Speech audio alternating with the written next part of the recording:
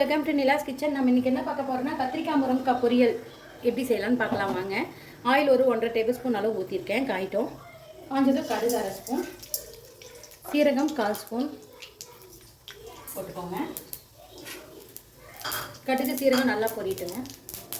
பாருங்கள் நல்லா பொரிஞ்சிருச்சு. இப்போ சின்ன வெங்காயம் ஒரு 5 ஸ்லைஸாக கட் பண்ணியிருக்கேன். கருவேப்பிலை கொஞ்சம் போட்டுக்கலாம். போட்டு நல்லா வதக்கலாங்க. இது நல்லா வதங்கிட்டோம். அதுக்குள்ளே ஒரு 2 தக்காளியை மிக்சியில் அரைச்சி எடுத்துக்கலாங்க. இந்த அளவுக்கு நல்லா வதங்கணும். இந்த அளவுக்கு நல்லா வதங்கும் போது ஒரு 2 தக்காளியை மிக்ஸி ஜாரில் அரைச்சி ஊற்றிக்கிறேன். இது நல்லா வதங்கிட்டுங்க. இது நல்லா தொக்கு பதத்துக்கு வரணும் நமக்கு. இதில் நல்லா வதங்கிட்டுருக்கு. இப்போ இந்த ஸ்டேஜில் வரமிளகாத்தூள் ஒரு 1/2 ஸ்பூன், வீட்லேயே அரைச்ச குழம்புத்தூள் ஒரு ஸ்பூன் போட்டுக்கிறேங்க. மஞ்சத்தூள் 1/4 சிட்டிகை.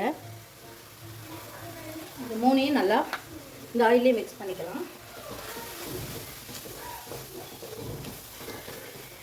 பாருங்க நல்லா வதங்கிடுச்சு. நல்லா வதங்கிடுச்சு. இப்போ நான் எடுத்து வச்சுருக்கேன் முருங்கைக்காய் கத்திரிக்காயை போட்டுக்கிறேன்.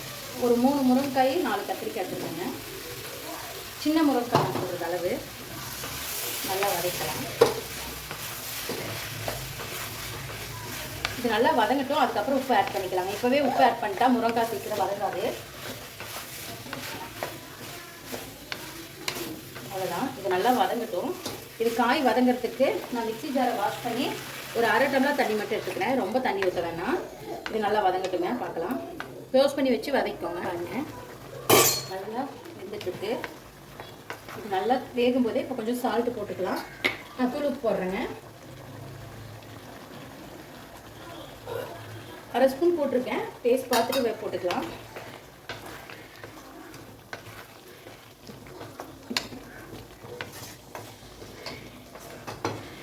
ஓப்பன் பண்ணி பார்க்கலாம். பாருங்கள் தண்ணியெலாம் நல்லா அப்சர்வ் ஆகி வெந்து வந்துடுச்சு. இன்னும் 2 நிமிஷம் வேகட்டும். இன்னும் 2 நிமிஷம் இந்த தண்ணியெல்லாம் நல்லா அப்சர்வ் ஆகி சுண்டணும். அவ்வளோதாங்க. முருங்கைக்காய் நல்லா வெந்துருச்சுங்க. பாருங்கள் இன்னும் ஒரு 5 நிமிஷம் வேகணும். ஓப்பன் பண்ணி வாங்க ஓப்பன் பண்ணி பார்க்கலாம். அவ்வளோதாங்க. சூப்பரான கத்திரிக்காய் முருங்கைக்காய் பொரியல் ரெடி. கண்டிப்பாக நீங்களும் இந்த மாதிரி ட்ரை பண்ணி பாருங்கள். ட்ரை பண்ணி பார்த்து கமெண்ட் பண்ணுங்கள். இந்த வீடியோ பிடிச்சிருந்தா லைக் பண்ணுங்கள், ஷேர் பண்ணுங்கள், மறக்காமல் சப்ஸ்கிரைப் பண்ணுங்கள். இன்ஸ்டாகிராம் பேஜையும் ஃபேஸ்புக் பேஜையும் ஃபாலோ பண்ணிக்கோங்க. நான் அடுப்பு ஆஃப் பண்ணிட்டேன்.